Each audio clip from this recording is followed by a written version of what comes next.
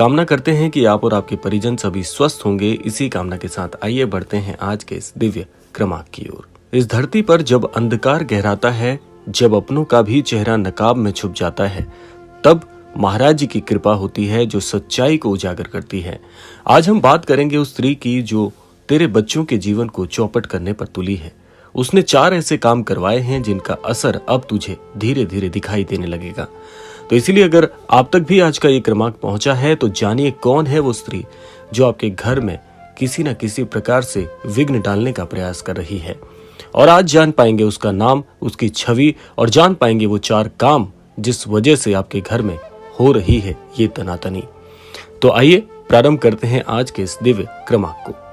सबसे पहले आपको जानना बहुत जरूरी हो जाता है कि उसके संकेत भला आपके घर पे कैसे आप पहचान सकते हैं। कभी आपने सोचा है कि आपके बच्चे जो पहले से बहुत तेजस्वी, बुद्धिमान और प्रसन्न रहने वाले थे, अब अचानक चुप क्यों रहने लगे हैं? उनके चेहरे से रौनक क्यों गायब हो गई है? तेरे घर में लड़ाई झगड़े का माहौल क्यों बन गया है?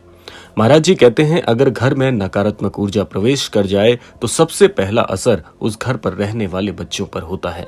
और यही हो रहा है तेरे साथ, क्योंकि एक खतरनाक महिला ने तेरे बच्चों पर ऐसा प्रहार किया है जिसका निशाना सीधा उनके भाग्य पर लगा है। अब जानते हैं उसकी पहली चाल कि कैसे उसने तेरे बच्चे की शिक्षा पर बाधा डालने का प्रयास किया है। उस महिला ने सबसे पहला काम यही करवाया है कि तेरे बच्चों की शिक्षा में अड़चन आ जाए। महाराज जी कहते थे शिक्षा का दीपक अगर खुद ही बुझने लगे तो समझो कोई जानबूझकर हवा चला रहा है। तेरे बच्चे जो पहले पढ़ाई में आगे थे अब पीछे क्यों हो रहे हैं? क्या कारण है कि परीक्षा के दिन ही उनका स्वास्थ्य बिगड़ जाता है? परीक्षा में बैठते ही जितना भी वो याद करते हैं सब कुछ भूल जाते हैं। घर पर वो यही कहते हुए पाए जाते हैं कि हमें तो सब कुछ आता है, लेकिन परीक्षा के दिन ठीक उसी समय उनकी सारी बुद्धि उनका साथ छोड़ देती है। उस स्त्री ने ऐसे कई काम किए हैं जिससे तेरे बच्चों की शिक्षा, उनके बौद्धिक स्तर, उनके सोचने समझने की शक्ति और यहाँ तक कि उनके व्यवहार करने के ढंग पर भी प्रभाव डाला है। आइए अब जानते हैं उसकी दूसरी चाल क्या है। दूसरी चाल है स्वास्थ्य पर प्रहार। महाराज जी कहते हैं जब घर की हवा दूषित हो जाए तो रोग बिना कारण घर के भीतर आ जाते हैं। तेरे बच्चों को अक्सर बुखार, खांसी, पेट दर्द क्यों रहने लगा है? बिना किसी कारण उनका मन चिड़चिड़ा क्यों हो गया है? लेकिन बच्चा दिन पर दिन कमजोर क्यों होता जा रहा है? और कहीं ना कहीं आपके बच्चे को भूख ना लगने की परेशानी भी देखी जा रही है। जो बच्चा बहुत स्वस्थ, हंसता, खिलखिलाता रहता था, आज वो बीमारी के कारण ग्रसित हो गया है। ये महिला जो तेरे घर के आसपास ही रहती है, उसने कई ऐसे काम किए हैं जिससे तेरे बच्चों के शारीरिक और मानसिक बुद्धि पर भी बहुत बड़ा प्रहार किया है। बच्चे दिन प्रतिदिन निर्बल होते जा रहे हैं और जैसे खाने में उनका मन ही नहीं लगता और वो जीवन की दौड़ में पीछे हो जा रहे हैं। ये दूसरा उसका कार्य है जो कि तेरे बच्चों के मन में, तेरे बच्चों की सेहत में प्रहार करता है। आइए अब जानते हैं उसकी तीसरी चाल क्या है। उसकी तीसरी चाल है मनोबल का हनन। तीसरी साजिश जो उसने रची है तेरे बच्चों के आत्मविश्वास को तोड़ने की। महाराज जी कहते हैं बच्चे अगर डरने लगे तो घर में किसी बुरी दृष्टि का प्रभाव है। आज तेरा बेटा डर डर कर क्यों बोलता है? तेरी बेटी हर बात पर क्यों रो पड़ती है? हमेशा प्रसन्न चित्त रहने वाले बच्चे आज किस कारण अपने मन को बहुत ही कमजोर मान रहे हैं? उनका आत्मविश्वास जैसे पूरी तरह से डगमगा गया है।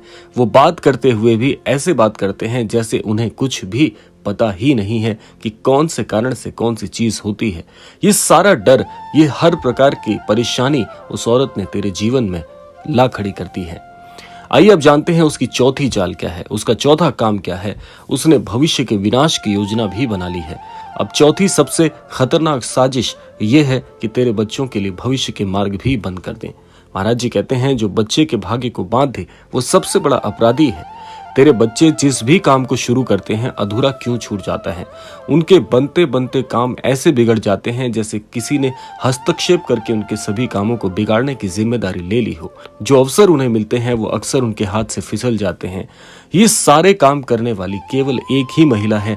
ये वो 4 काम हैं जो उसने चोरी छिपे या किसी भी कारण से तेरे घर में किए हैं जिससे तेरे घर में रहने वाले बच्चों का मन किसी भी काम में नहीं लगता।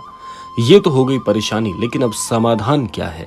महाराज जी की शिक्षाओं में छिपा है इसका सबसे बड़ा समाधान। महाराज जी ने कभी किसी को निराश नहीं किया। उनकी एक झलक, एक वाणी जीवन को पलट देती है।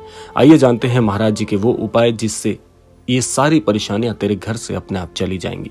सबसे पहले है कि घर में रहने वाले माता पिता को प्रातः ब्रह्म मुहूर्त में उठने का प्रयास करना चाहिए और अपने इष्ट देवता का ध्यान करना, पूजा करना आदि।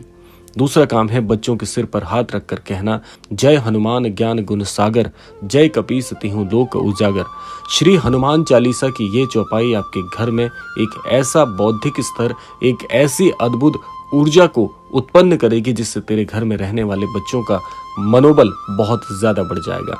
तीसरा है हर मंगलवार और शनिवार को हनुमान चालीसा का पाठ करना और श्री हनुमान मंदिर में जाकर दान आदि के काम करना। चौथा उपाय है घर में गंगा जल का छिड़काव और तुलसी का दीपक प्रज्वलन करना। पांचवा कार्य है बच्चों को भोजपत्र पर श्री राम लिखवाकर उनके तकिए के नीचे रखना। इससे उन्हें आने वाले नकारात्मक प्रभाव अपने आप शून्य हो जाएंगे। महाराज जी कहते हैं राम नाम का तेज ऐसा है कि कोई भी बुरी शक्ति उसमें टिक नहीं सकती। आइए अब जानते हैं उस महिला की पहचान भला क्या है। बाबा का संकेत बिल्कुल साफ था। ये क्रमांक आप तक पहुंचना इस बात की चेतावनी था कि अब बहुत हो चुका, अब इस परेशानी से निजात पाने का समय आ गया है। उसके सबसे बड़े संकेत हैं कि वो तेरे घर के आसपास ही रहती है, जो हर बार तेरे बच्चों से अजीब सवाल करती है, जो जब भी घर में आती है बच्चे अचानक रोने लगते हैं या डरने लगते हैं, जो बच्चों को ऐसी बातें बोलकर डराने का प्रयास करती है जो बच्चे नहीं जानते। वो कोई और नहीं, वही है जिसने सब कुछ करवाया है। तेरा मस्तिष्क, तेरा ध्यान बिल्कुल सही अंदाजा लगा पा रहा है कि ये किसकी चाल हो सकती है। लेकिन ध्यान रहे, बाबा जी ने हमेशा कहा है कि बुराई से बदला नहीं, भक्ति से समाधान लो। तो तू उसे पहचान कर जरूर प्रतिशोध मत पालना, उसे क्षमा कर देना, क्योंकि मानसिक रूप से वो भी प्रताड़ित है।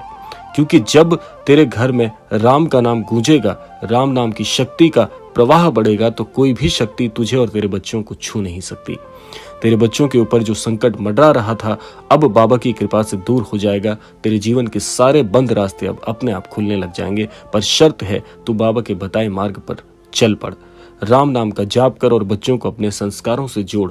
महाराज जी हमेशा कहते हैं जिसने राम नाम को पकड़ लिया उसे कोई नहीं गिरा सकता। अब निर्णय तेरा है, डर के जीना है या राम के भरोसे चलना है। जय श्री राम, जय बाबा नीम करोड़ी। आशा करते हैं ये क्रमांक आप सबके लिए बहुत फलदायी होगा। इसी कामना के साथ समय आता है विदा लेने का, और विदा लेने से पूर्व समय है रोजाना की प्रार्थना का। यही प्रार्थना करना चाहूंगा कि श्री महाराज जी सभी को सन्मति और सद्बुद्धि की प्राप्ति कराएं और इस संपूर्ण सृष्टि का, इस संपूर्ण लोक का कल्याण हो। इसी कामना के साथ विदा लेते हैं, मिलते हैं अगले क्रमांक में। तब तक के लिए जय श्री राम, जय गुरुदेव, जय उत्तराखंड।